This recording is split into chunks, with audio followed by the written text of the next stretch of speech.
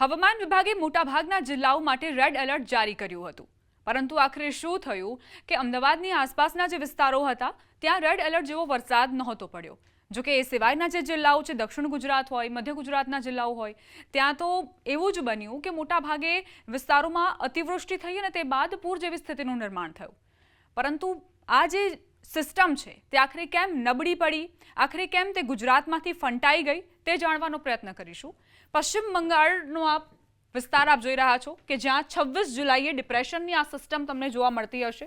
આ જે ટ્રેક આપ જોઈ રહ્યા છો એ અત્યારે 1 ઓગસ્ટ સવારે 5:30 વાગે વેલમાર્ક લો પ્રેશર અત્યારે જોવા મળી રહ્યું છે. પરંતુ 26 જુલાઈએ ડિપ્રેશન સિસ્ટમ ત્યારબાદ ડીપ ડિપ્રેશનમાં પરિવર્તિત થઈ અને તે મજબૂત સ્થિતિમાં જ 28 જુલાઈની વાત હોય કે પછી 29 જુલાઈની વાત હોય, ડીપ ડિપ્રેશનમાં જ તે જોવા મળી. પરંતુ ત્યારબાદ આપ આ જોઈ રહ્યા છો કે તે નીચે ગઈ અને 30 જુલાઈએ તે ડિપ્રેશનમાં પરિવર્તિત થઈ, એટલે થોડા અંશે તે નબળી પડી. 31 જુલાઈએ પણ તેણે ડિપ્રેશનની સ્થિતિ જાળવી રાખી. 31 જુલાઈની વાત કરીએ કે જ્યારે રાત્રે 11:30 ડિપ્રેશનમાં જ જોવા મળી. પરંતુ તે બાદ પાકિસ્તાન અને અફઘાનિસ્તાનના જે સૂકા પવનો આવ્યા તેના કારણે આ જે સિસ્ટમ છે તે નબળી પડી અને વેલમાર્ક લો પ્રેશરમાં પરિવર્તિત થઈ. આમ તો આ જે સિસ્ટમ છે તે ગુજરાતમાં આવવાની હતી અને એટલે જ હવામાન વિભાગે આગાહી કરી હતી કે મોટાભાગના જે જિલ્લાઓ છે ત્યાં રેડ એલર્ટ આપવામાં આવ્યું હતું 31 તારીખે અને 1 તારીખે પણ એ જ પ્રકારનું એલર્ટ હતું. જો કે અમદાવાદ સિવાય અન્ય જે જિલ્લાઓ છે ત્યાં અતિવૃષ્ટિ જ જોવા મળી છે. પરંતુ આખરે કેમ આ સિસ્ટમ નબળી પડી છે? તો અફઘાનિસ્તાન અને પાકિસ્તાનના સૂકા પવનોના કારણે આ સિસ્ટમ 31 જુલાઈએ ડિપ્રેશન હતી, પરંતુ 1 ઓગસ્ટે વેલમાર્ક લો પ્રેશરમાં તબદીલ થઈ ગઈ. હવે એવું હોય છે કે આ જે સિસ્ટમ હોય છે તેના ઉપલી જે પવનો હોય છે તેના હાથમાં આ સિસ્ટમનું સ્ટેરિંગ હોય છે કે ક્યાં તેને વાળવું. એટલે પહેલાં એવું અનુમાન હતું કે ગુજરાતમાં આ સિસ્ટમ આવશે, પરંતુ ત્યારબાદ આ જે સૂકા પવનો આવ્યા અને તેના કારણે થઈને સિસ્ટમ નબળી પડી અને ઉપલા પવનો એ રાજસ્થાન તરફ ફંટાઈ ગયા. અને એટલે જ 31 જુલાઈની જો વાત કરીએ તો ઇન્દોરની આસપાસ આ જે સિસ્ટમ હતી એટલે જ ગુજરાતમાં પણ તેની અસર જોવા મળી. મધ્ય ગુજરાત હોય, દક્ષિણ ગુજરાત હોય કે જ્યાં વરસાદ થયો, મોટા પ્રમાણમાં વરસાદ થયો, રાજસ્થાનના પણ આ જે વિસ્તારો છે તે પણ પ્રભાવિત જોવા મળ્યા. તો આ સ્થિતિ કે આખરે કેમ સિસ્ટમ ફંટાઈ ગઈ. હવે આગળ વધીએ કે હજુ આપણા દેશમાં કઈ સિસ્ટમની અસર જોવા મળી શકે છે અને કઈ સિસ્ટમની અસર જોવા મળી રહી છે. તો વેલમાર્ક લો પ્રેશર આપ જોઈ રહ્યા છો કે જે રાજસ્થાન તરફ જોવા મળી રહ્યું છે. આ WML જે વેલમાર્ક લો પ્રેશર દર્શાવી રહ્યું છે. હવે હવાના દબાણનો પટ્ટો આપ જોઈ રહ્યા છો. લીલા રંગનો આ દબાણનો પટ્ટો જે હવાના દબાણનો પટ્ટો દર્શાવી રહ્યું છે. હવે ત્રીજી સિસ્ટમ કઈ છે? તો ચોમાસાની ધરી. આ ચોમાસાની ધરી છે જેની અસરો આપણને જોવા મળશે, જે ચોમાસાના જે પવનો છે તેમને મદદરૂપ બનશે. હવે ઓફશોર ટ્રફ આપ જોઈ રહ્યા છો કે જે દક્ષિણ ગુજરાતથી લઈને અને દક્ષિણ ભારત સુધી તેની અસરો જોવા મળશે.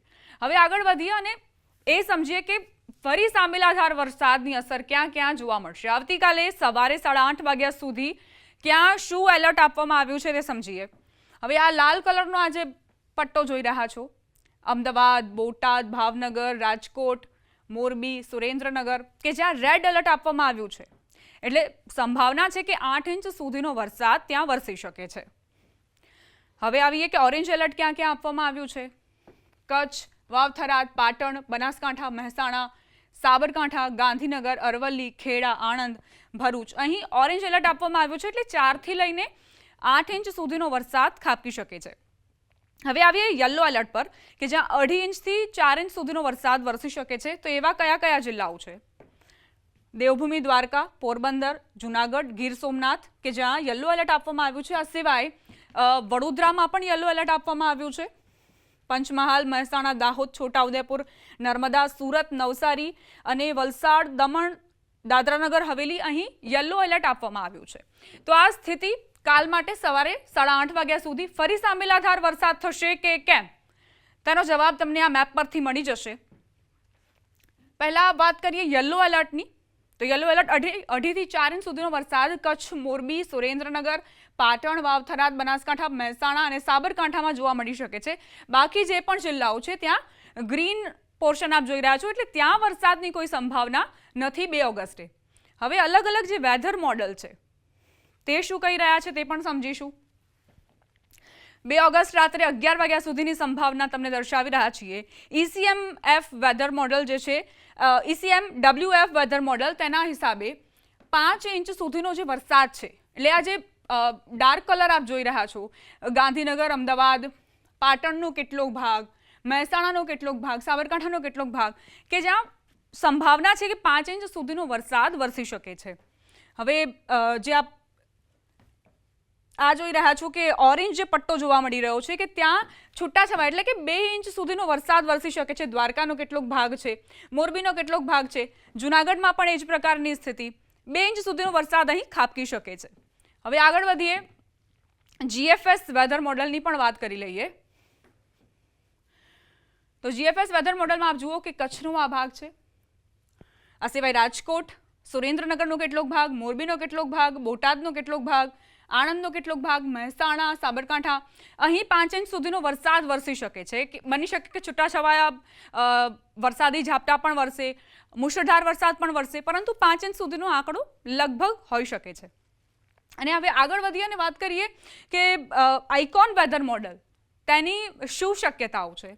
તો તે પણ કંઈક એવી જ સ્થિતિ દર્શાવે છે. કચ્છ, મોરબી અને જામનગરનો કેટલોક ભાગ, રાજકોટનો કેટલોક ભાગ, બોટાદનો કેટલોક ભાગ, મહેસાણા અને પાટણ, બનાસકાંઠાનો કેટલોક ભાગ છે, આણંદનો કેટલોક ભાગ છે, નવસારીની વાત કરીએ તો ત્યાં પણ કેટલોક ભાગ.